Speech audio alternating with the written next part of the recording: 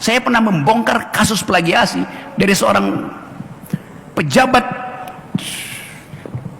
pemerintahan daerah yang sudah jadi rektor dan ingin jadi gubernur, maka dia mau supaya dia dapat profesor doktor. Diduga disertasinya palsu. Saya bongkar disertasinya. Disertasi tentang ilmu fisika. Saya baca secara singkat, saya bilang grammarnya kok kacau, itu artinya saduran. Saya bilang coba cek internet, gampang. Ternyata itu disertasi yang dipalsukan melalui sistem Google Translate. Gampang. Disertasi aslinya ada di Texas. Hanya karena salah menerjemahkan kalimat aktif menjadi kalimat pasif, konyol. Hal simpel gitu. Buat bongkar saya bisa jaminkan pada Anda itu, Pak Guru bilang 98%, Guru tidak bermutu.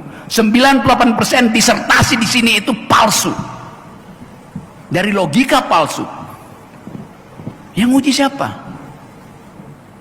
Jadi kita mesti ucapkan itu supaya ini wake up call pada negara bahwa Indonesia ini krisis pengetahuan, krisis cara berpikir. Itu masuk akal kenapa orang gugat Jokowi.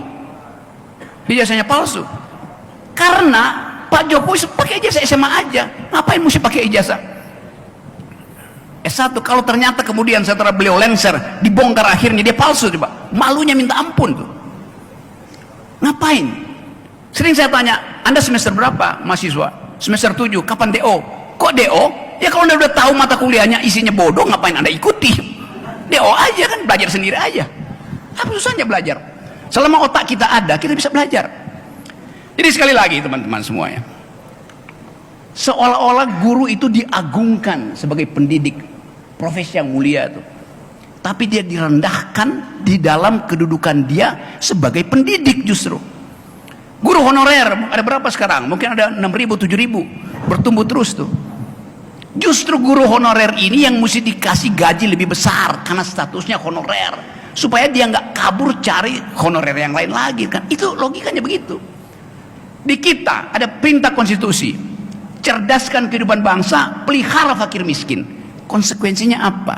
State spending, mandatory spending itu harus diberikan lebih dahulu pada dua institusi ini, pendidikan dan kesehatan. Artinya pendidikan 25% dikeluarkan dari APBN, di keep, jangan dipakai itu. Kemakmuran 25% di keep, ini perintah konstitusi. 50% anggaran itu dibagi dulu pada dua sistem ini, baru boleh bikin jalan tol. Sekarang Jokowi ubah, biarkan pendidikan jadi urusan swasta, biarkan kesehatan jadi urusan swasta.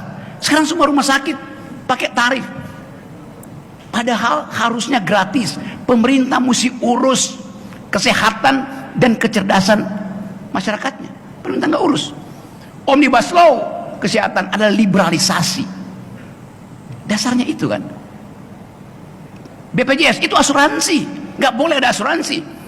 Lain kalau ini negara kapitalis, bahkan Amerika yang negara kapitalis, social security-nya lebih baik dari Indonesia. Ini negara yang berkeadilan sosial.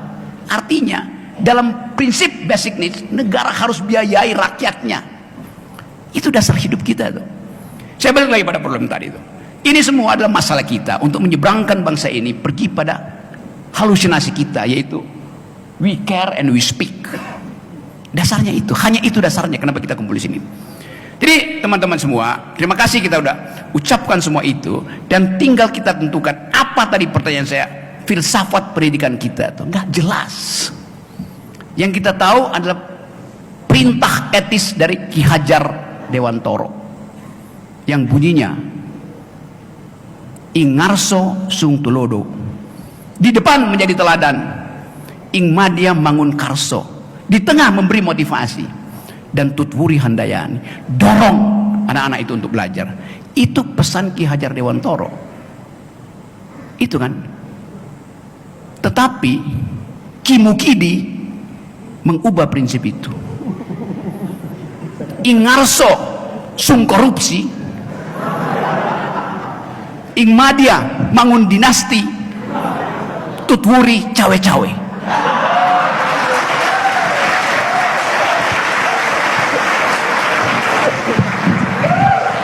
Saya jadi emosi juga kayak Pak Guru tadi. Yang terakhir, ada soal etik di dalam bangsa ini. Anda lihat tagline dari KPK, berani jujur itu hebat. Itu menghina guru, itu menghina ulama. Ngapain berani jujur? Berani jujur itu biasa. Bagi guru jujur itu memang biasa, bagi ulama jujur itu biasa. Kita mesti marah pada cara-cara negara mengolok-olok kita. Jadi silakan tepuk tangan.